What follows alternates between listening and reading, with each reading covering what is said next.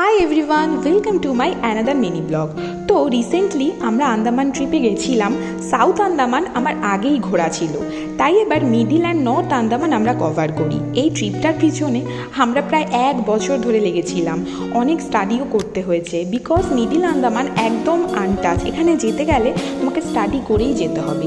So আমাদের morning flight ছিল, নেমেই আমার ভীষণ কোমরে পেইন স্টার্ট হয়। দেখতেই পাচ্ছ বেল্ট পরা, পুরো আন্দামানটাই আমি বেল্ট পরেই প্রায় কাটিয়েছি। আর দুঃখের কথা কি বলি বলো, যেহেতু ফার্স্ট ডে সাউথ আন্দামানে আমাদের স্টে ছিল, তাই রেস্ট নিয়ে বিকালে চিড়িয়া টাপুটা ঘুরে নিলাম, নিজেদের মতো টাইম স্পেন্ড করে নিলাম।